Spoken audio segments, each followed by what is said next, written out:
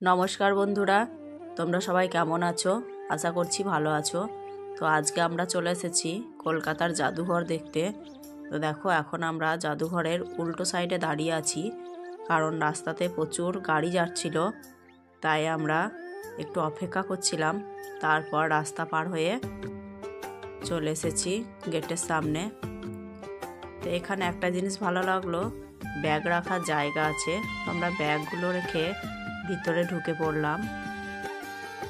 শুধুমাত্র ছোট ছোট ব্যাগগুলো আর ফোনটা নিয়ে ঢুকে পড়লাম। এই দেখো, ওখানে একটা মেশিন লাগানো আছে, ওখানে ব্যাগগুলো চেক করছে। তারপর আমরা ওপরে চলে আসলাম। ওপরে এসে চারিদিকটা ঘুরে দেখতে লাগলাম। আর এই দেখো, এখানে রানী ভিক্টোরিয়ার সামনে সবাই ছবি তুলছিল। তো আমরাও সবাই একে একে দাঁড়িয়ে ছবি তুলে নিলাম। তবে দরজাগুলো অবাক হয়ে দেখছিলাম যে এত বড় বড় দরজা। দেখো তোমরাও, অনেক বড় বড় দরজা। ঘরগুলো অনেক বড় বড়। চারিদিকে অনেক পুরনো ছবি লাগানো আছে।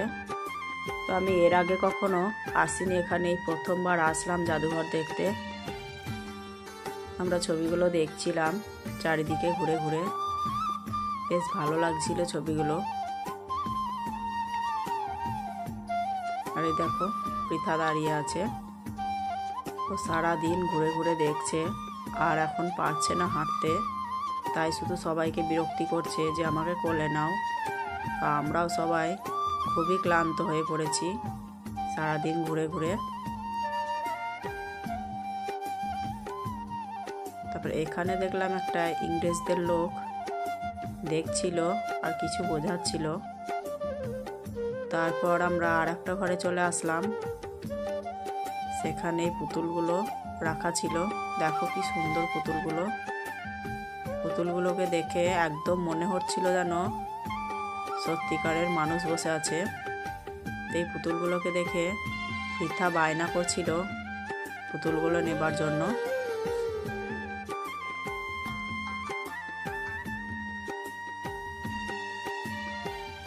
তোমরা নিজের চোখে না দেখলে বিশ্বাস করবে না যে পুতুলগুলো কত সুন্দর।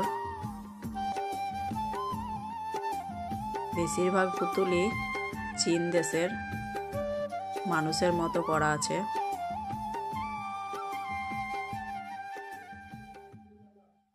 সত্যি খুব ভালো লাগছিল দেখতে।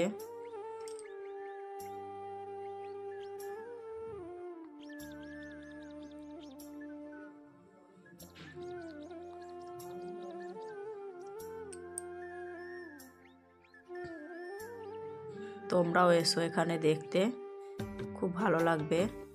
তারপর পৃথা সিকিউরিটি গার্ডকে জিজ্ঞাসা করলো যে পুতুলগুলোকে দেবে কিনা।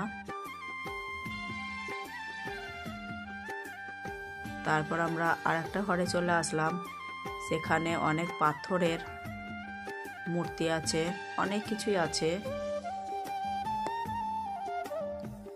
এখানে প্রচুর জিনিস আছে, আমি সবটা ভিডিও করতে পারিনি। এটা বড় শামুক, এর মধ্যে অনেক পাথর আছে, অনেক দেশের অনেক পাথর, অনেক বহু পুরনো। সেগুলোই আমরা ঘুরে ঘুরে দেখছিলাম। আর এই যে দেখতে পাচ্ছ, একটা ডাইনোসর, তার কঙ্কালটা রাখা আছে। আর এই যে একটা বড় কচ্ছপ। তারপরে আমরা আর একটা ঘরে চলে আসলাম। এই ম্যাপের ছবিগুলো আমি তুলছিলাম।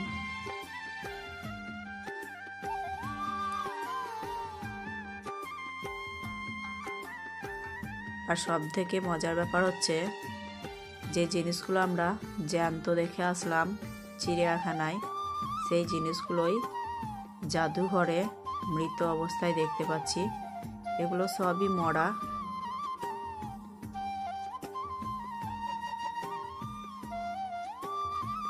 অনেক কিছুই রাখা আছে, কিন্তু এই যে পশু পাখিগুলো দেখছো, এদেরকে সব ওষুধ দিয়ে রেখে দিয়েছে ভিতরে।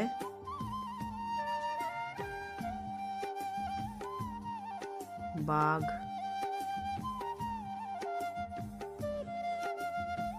অনেক কিছুই আছে, হনুমান।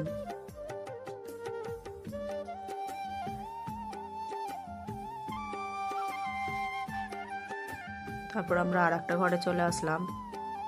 এখানেও প্রচুর জিনিস আছে, যত রকমের ধান পাওয়া যায়। এই দেখো, অনেক রকমের ধান, চাল, গম সব এখানে রাখা আছে এই পাত্রগুলোর মধ্যে।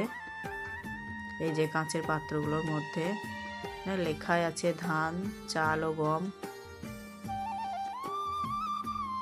যত রকমের সবজি পাওয়া যায়, যত রকমের তেল পাওয়া যায়, সমস্ত কিছু অনেক। আমি সবগুলো ভিডিও করতে পারিনি, তো তোমরা এসে নিজের চোখে দেখে যাবে, ভালো লাগবে। আর এই যে গাছটা দেখতে পাচ্ছ, এটা হচ্ছে নীল গাছ। এই দেখো নিচে নীল, আমরা বইয়ে নীল চাষ করেছি, সেই গাছ এটা। আর এখানে আছে রুদ্রাক্ষ।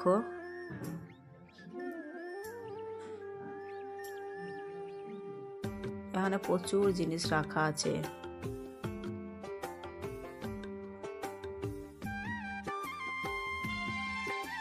এখানে দেখো সমস্ত রকমের ডাল রাখা আছে, যত রকমের ডাল পাওয়া যায়,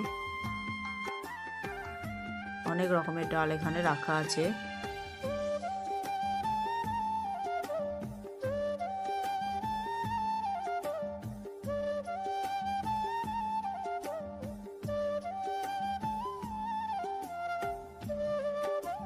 তারপর আমরা আর একটা ঘরের মধ্যে চলে আসলাম।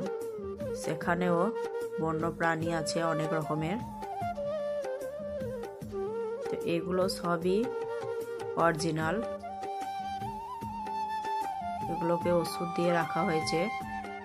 এগুলো মরা পশু, এর পেটের ভেতরের নাড়ি ভুড়িগুলো বার করে নিয়েছে এবং ওষুধ দিয়ে রেখে দিয়েছে এগুলোকে।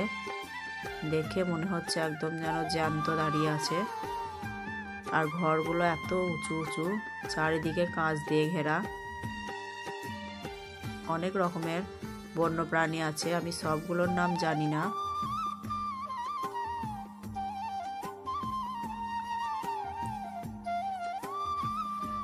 যে হরিণ, ছাগল, গাধা, আরো অনেক কিছুই আছে। তো যাই হোক, ভালো লাগলো দেখতে ঘুরে ঘুরে।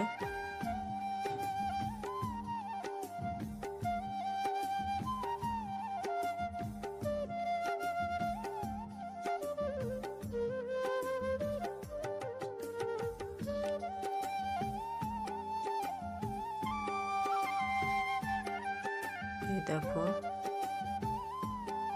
একটা বড় ছাগল, শিংগুলো অনেক বড় বড়।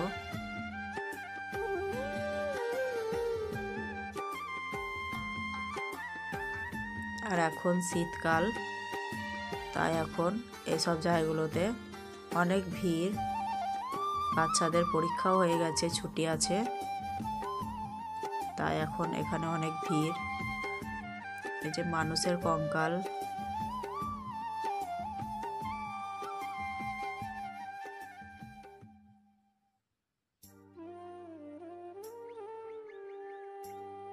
তারপর আমাদের দেখা হয়ে গেল, আমরা বাইরে চলে আসলাম। আর চারিদিকটা একই রকমভাবে সাজানো, একই রকম ঘর। আর সন্ধে হয়ে আসছিল, তাই লাইটগুলোও জ্বালা ছিল, তো ভালো লাগছিল দেখতে। এরপর আমরা ব্যারাকপুর চলে যাব আমার মাসিদের বাড়ি, ওখানে আমরা থাকবো। তো ভালো থেকো বন্ধুরা, দেখা হচ্ছে পরের ভিডিওতে।